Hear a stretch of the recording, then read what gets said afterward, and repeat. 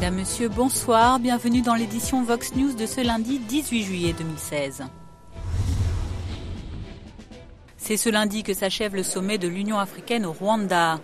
Après 2 jours de discussion à Kigali, la 27e édition du sommet a été ponctuée par plusieurs décisions historiques. La volonté exprimée par le Royaume du Maroc de réintégrer l'organisation ou encore l'annonce de la création d'un passeport africain unique. Au chapitre de la sécurité sur le continent, le président tchadien Idriss Déby Itno, également président en exercice de l'UA, a par ailleurs proposé la création d'un fonds africain consacré à la lutte contre le terrorisme. M. Déby Itno qui a aussi appelé à la concrétisation d'un vieux projet de force africaine d'intervention rapide. Le point focal de la rencontre a concerné les récentes violences au Soudan du Sud entre les forces loyales au président Salva Kiir et les anciens rebelles fidèles au vice-président Riek Machar. Le sommet a ainsi été marqué par un plan de paix pour le pays. Les violences inouïes qui viennent de se dérouler au Soudan du Sud, pratiquement à la veille de nos assises, viennent nous rappeler la nécessité d'une adaptation constante de notre organisation aux réalités de l'heure. De même, met au grand jour notre impuissance à prévenir et à faire face aux crises sur le continent. Face à cet embrasement d'une partie importante du continent et à la montée en puissance du terrorisme international, nous devons nous donner les moyens adéquats et la volonté politique nécessaire pour faire de la force africaine en attente et de la capacité africaine de réponse immédiate aux crises. L'unité de notre continent, notamment au niveau de son intégration, ne devrait jamais être soumise à des conditions préalables ou des exceptions, car des solutions durables doivent impliquer tout le monde. Concernant la récente vague de violences meurtrières au Soudan du Sud, samedi, à la veille de l'ouverture du sommet de l'UA, les pays de l'Organisation régionale des pays d'Afrique de l'Est ont demandé au Conseil de sécurité de l'ONU d'autoriser le déploiement d'une force régionale de protection au mandat révisé. L'IGAD qui a aussi réclamé l'ouverture d'une enquête immédiate afin de déterminer les responsabilités dans ces violences qui ont frappé Djouba du 8 au 11 juillet. Même préoccupation dimanche au Kenya, où le secrétaire général des Nations Unies Ban Ki-moon a rencontré le président Uhuru Kenyatta. Nous avons tous observé les événements au Soudan du Sud avec douleur. En effet, notre plus jeune frère dans la région et dans le monde est tombé encore une fois dans la division et la violence. Et il est de notre responsabilité, nous tous, mais surtout ceux d'entre nous dans cette région, de restaurer la paix et surtout de la restaurer durablement. Si je peux être direct, cela veut dire que ceux en dehors de la région doivent soutenir nos efforts pour apporter la paix au Soudan du Sud et ailleurs. Le Conseil de sécurité de l'ONU sera bien avisé de faire varier le mandat de la MINUS pour qu'il puisse faire la différence entre ceux qui se sont tournés vers la violence afin qu'elle puisse protéger l'infrastructure du Soudan du Sud et surtout le peuple du Soudan du Sud qui doit être protégé, afin qu'il puisse construire et faire respecter la paix, et c'est cela la responsabilité collective. Nous travaillons ensemble pour faire en sorte que la paix revienne à Djouba et dans le reste du Soudan du Sud. J'apprécie les efforts du Kenya pour continuer à faire comprendre aux différentes parties au Soudan du Sud qu'elles doivent strictement se conformer à la cessation des hostilités et au retour du processus de paix. J'ai exhorté les dirigeants du Soudan du Sud, le plus jeune pays au monde, vieux seulement de 5 ans, à faire beaucoup plus pour son avenir, pour un avenir meilleur. Les 2 dirigeants de ce pays ont maintenant déçu le monde qui soutenait ce pays et qui avait de bonnes intentions de le soutenir. Et parmi les décisions prises à Kigali lors du 27e sommet de l'Union africaine, il y avait également la création d'une taxe pour financer l'organisation. Dimanche, les chefs d'État membres de l'UA ont annoncé leur décision de financer à 100% les opérations de l'organisation panafricaine, plutôt que de continuer à dépendre des donations des pays étrangers.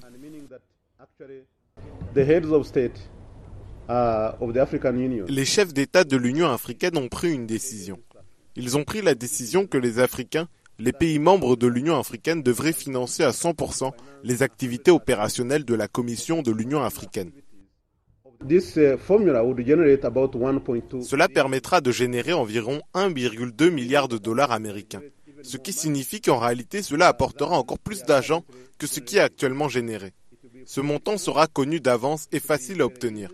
Il sera recueilli par les autorités fiscales de chacun de nos pays. Lors du sommet de l'UA, la Sud-Africaine Nkosazana Dlamini-Zuma a prononcé son dernier discours en tant que présidente de la Commission de l'Union africaine. Aucun des 3 candidats en lice à sa succession n'a cependant pu être élu lors du vote de dimanche. Pour de nombreux États membres de l'Union, ni l'équato-guinéen Agapito Mba Mokoui, ni la botswanaise Pelonomi Venson Moitoi ou encore l'ougandaise Speciosa Vandira Kazibwe n'ont l'envergure nécessaire pour reprendre le flambeau. L'élection du nouveau président de la commission de l'UA a été reportée au prochain sommet de l'organisation en janvier 2017 à Addis Abeba. En attendant, c'est Madame Dlamini-Zuma ou son vice-président, Erastus Mwencha, qui devrait assurer l'intérim. Vous savez, les membres des États se sont exprimés clairement. Ils veulent tenter d'identifier d'autres candidats capables de gérer la situation actuelle dans laquelle nous nous trouvons et pour laquelle nous avons besoin de leaders particuliers.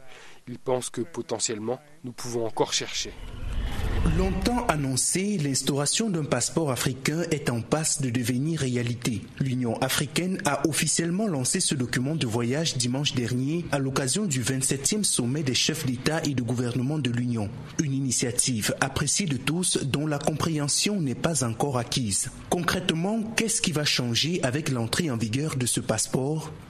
Tout d'abord, avec le passeport africain, tout ressortissant africain aura le droit d'entrer et de résider dans un pays africain sans visa pendant 30 jours. Pour ce qui est de l'aspect commercial, on assistera désormais à l'instauration du libre-échange de marchandises entre pays africains avec la suppression des droits de douane ainsi que des taxes y relatives. Une autre interrogation, qui aura droit au passeport africain ?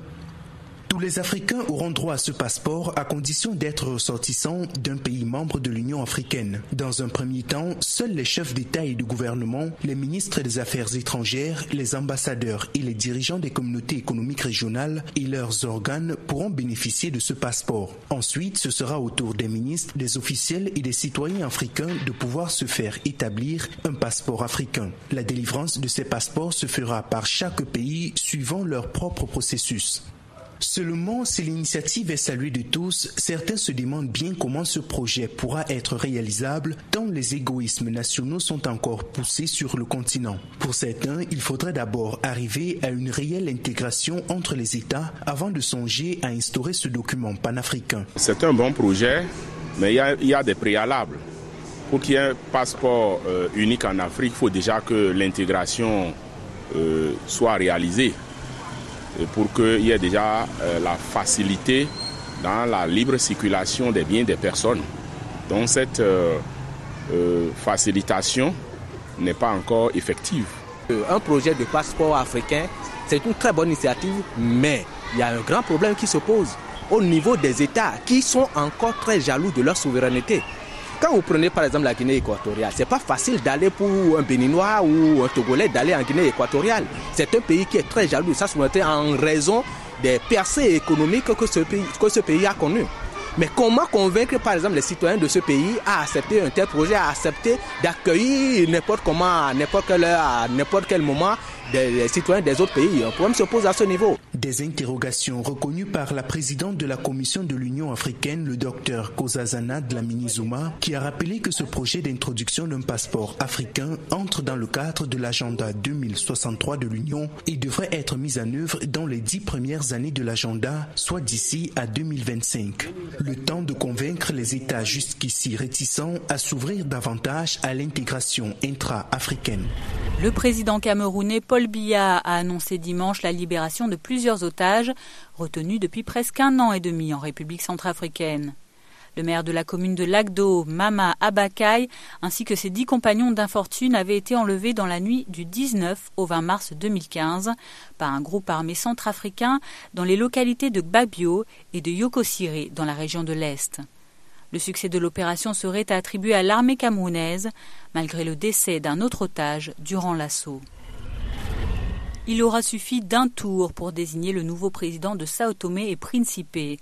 L'élection présidentielle de dimanche a désigné vainqueur Evaristo Carvalho. Le candidat du parti du Premier ministre Patrice Trovoada a obtenu 50,1% des voix, soit 34 629 suffrages exprimés.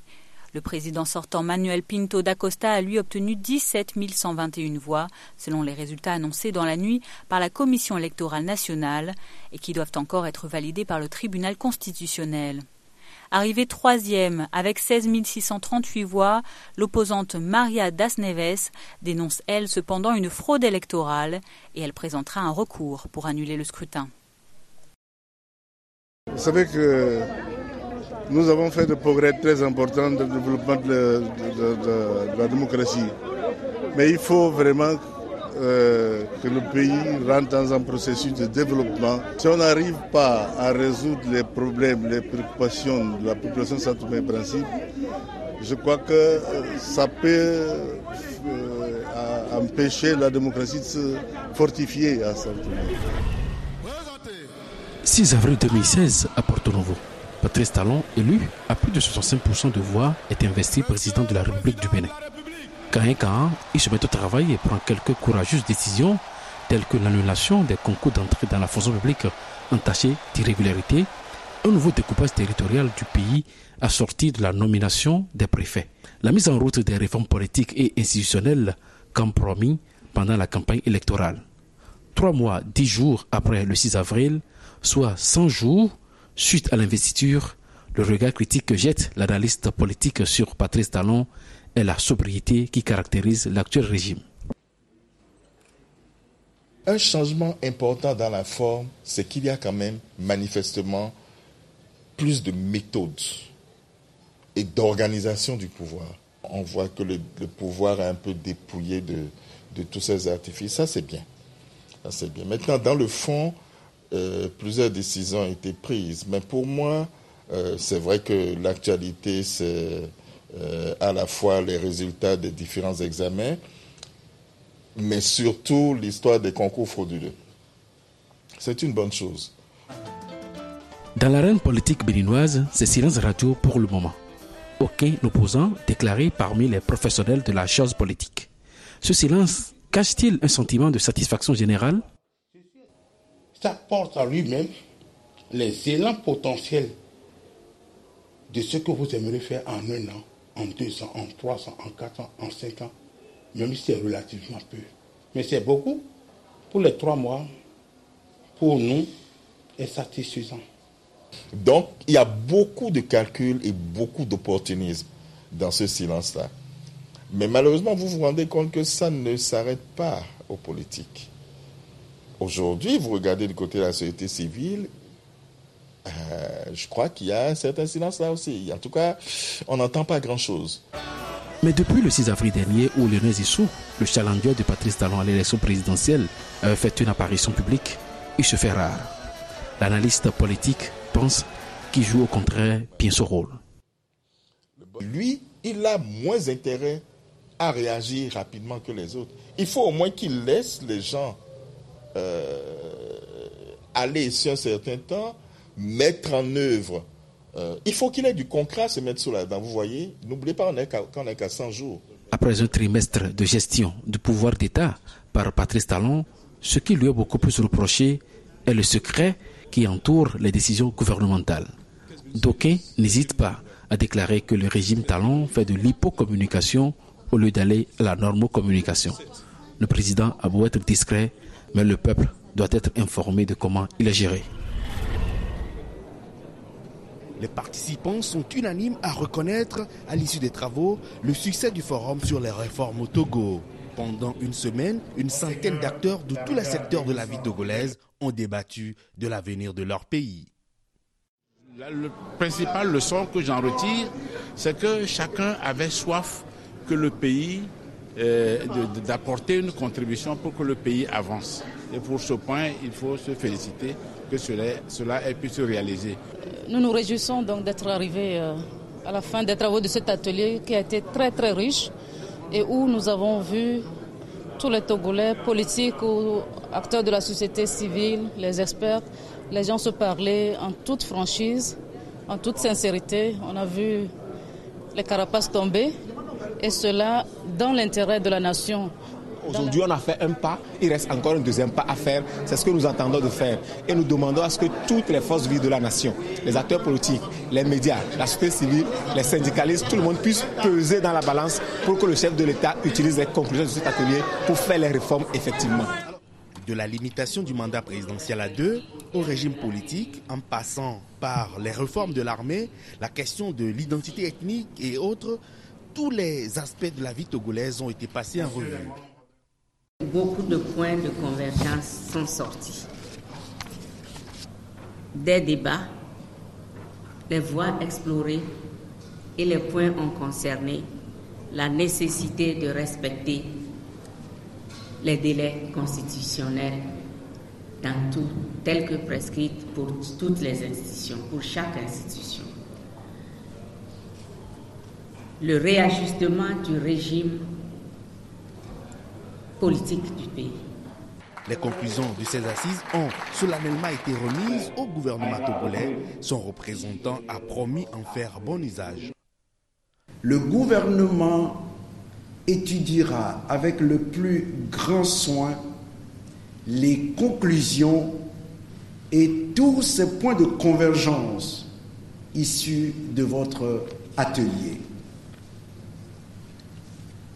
Le gouvernement continuera à jouer sa partition dans la conduite du vaste chantier des réformes constitutionnelles et institutionnelles. Tous les regards sont désormais tournés vers le chef de l'État togolais pour la suite à donner à ses conclusions. En Afrique australe, la ville sud-africaine de Durban accueille depuis ce lundi la 21e conférence internationale sur le sida. Malgré les progrès significatifs dans la lutte contre l'épidémie, les participants à l'événement alertent sur les énormes défis qui restent toujours à relever. En Afrique, la maladie reste notamment la première cause de mortalité des adolescents. Était notamment présent à Durban l'actrice et militante sud-africaine Charlize Theron, le vice-président de l'Afrique du Sud Cyril Ramaphosa, le secrétaire général des Nations Unies Ban Ki-moon ou encore le directeur exécutif de l'ONU-SIDA, Michel Sidibé. Plus positif, le nouveau gouvernement sud-africain veut lui se montrer plus exemplaire dans la lutte contre le sida.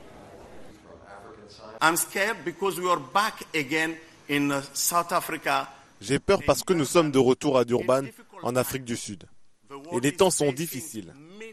Le monde fait face à de nombreuses crises, tout aussi prioritaires. Le terrorisme, les migrations, énormément de problèmes. Pour la première fois, je vois une baisse dans le financement des pays donateurs.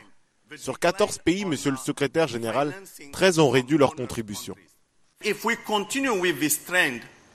Si nous continuons ainsi, nous ne serons pas capables de mettre fin au sida en 2030. Le risque est d'avoir une resurgence de l'épidémie. Et je ne vais pas vous mentir. Si nous avons une résistance à cela, nous perdrons notre investissement. Nous devrons payer encore davantage plus tard. Durban 2016 offers us a few opportunities. Durban 2016 offre quelques opportunités. L'une d'elles est de mettre de nouveau en lumière le sida. Ces dernières années, nous avons été discrets sur le sujet, mais il faut de nouveau nous concentrer dessus. Nous devons montrer au monde que le problème est encore à régler. Et puis, nous devons mettre en place notre plan pour contrôler l'épidémie lors des 15 prochaines années. Well, the whole world has changed for South Africa, Les choses ont radicalement changé pour l'Afrique du Sud. Vous savez, il y a 16 ans, l'Afrique du Sud était un paria et le gouvernement mettait en doute la réalité scientifique du sida. Les traitements étaient hors de prix. Maintenant, nous avons 4 millions de personnes sous traitement. La transmission, notamment par les femmes enceintes, est très bas. Nous l'avons réduit de 90%. Nous réalisons les progrès effectués en Afrique du Sud en matière de sida. Nous avons passé un cap. Mais nous n'avons pas, en aucune façon, gagné le combat. Mais nous avons passé un cap. ONU-SIDA le sait, l'Organisation mondiale de la santé le sait, les Nations unies le savent elles-mêmes. Toujours dans le pays, ce 18 juillet marque une année de plus la journée internationale Nelson Mandela ou Nelson Mandela Day en anglais. Proclamée par l'UNESCO le 10 novembre 2009, cette journée sert à commémorer la contribution du militant de la cause anti-apartheid à la promotion d'une culture de la paix. Elle est célébrée chaque année le jour de la date de naissance de l'ancien président sud-africain. Durant cette journée, les citoyens du monde entier sont appelés à consacrer symboliquement 67 minutes de leur temps à une œuvre au service de la collectivité. 67 comme le nombre d'années que Nelson Mandela a consacré à sa lutte pour l'égalité, la réconciliation et la diversité culturelle.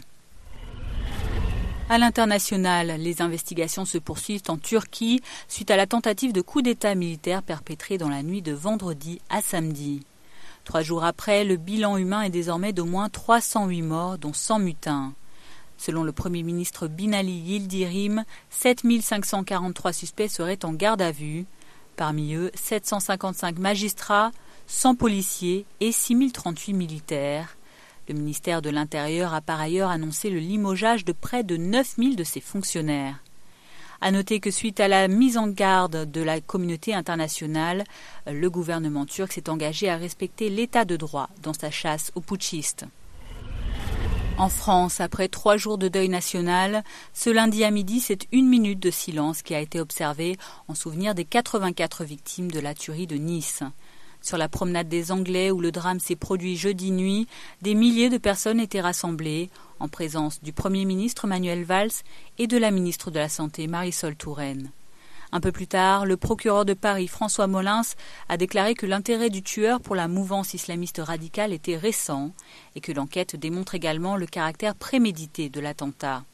Quant au ministre de l'Intérieur Bernard Cazeneuve, il a annoncé que malgré la revendication de l'attaque par l'État islamique, aucun lien ne pouvait encore être établi entre Mohamed Laouedj Boulel et les réseaux terroristes.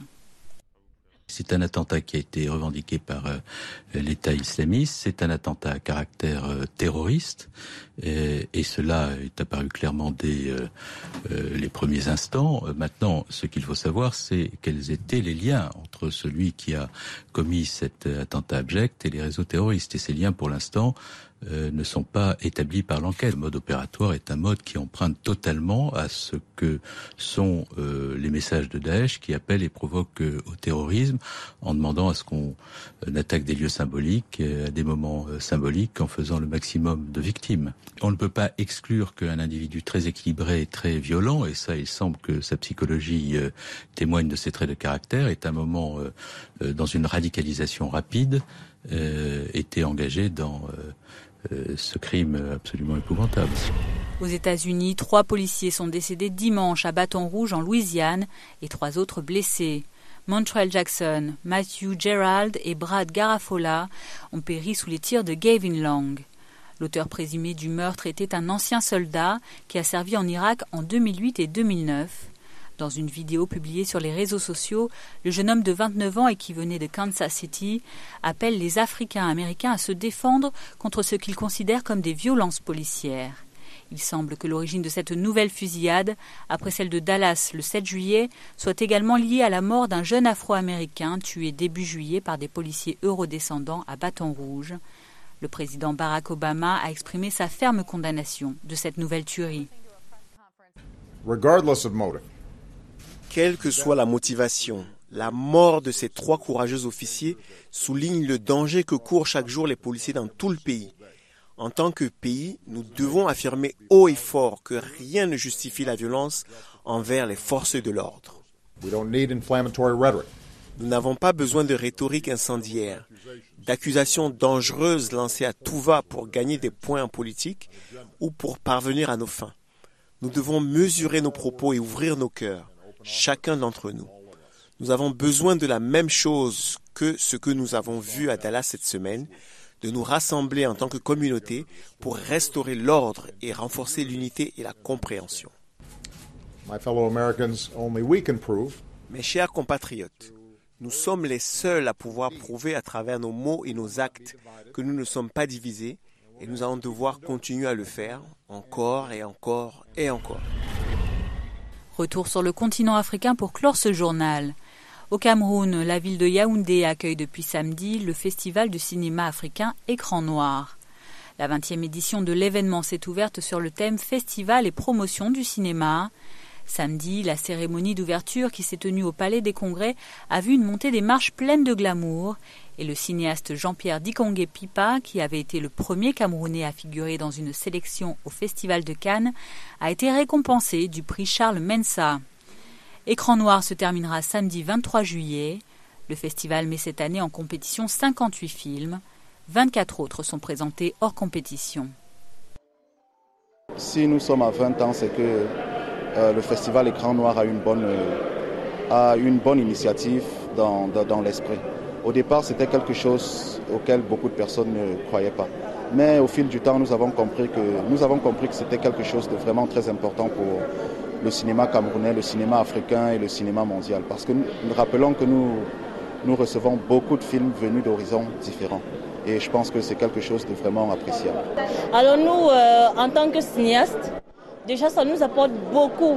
Ça nous encourage, nous les jeunes, à se lancer dans le monde du cinéma. Vraiment, depuis quelques années déjà, il y a le cinéma déjà, ça évolue vraiment ici au Cameroun. Tu vois, et vraiment, nous sommes vraiment émus. Vraiment, c'est vraiment bien. Alors, ce coup d'un festival comme ça, quand on rencontre plus de personnes qui sont dans le domaine, et les producteurs, et les réalisateurs, et les acteurs, et les financiers même. Hein. Au cours de ce festival, je ne vous dirai pas que j'ai des projets. Ça, c'est le premier jour. Tout le long de la semaine, je vais m'approcher de ces producteurs-là et leur faire des propositions de mon projet. Voir dans quelle mesure nous pouvons travailler en coproduction. C'est la fin de ce bulletin d'information du 18 juillet 2016. Bonne suite de programme sur Vox Africa.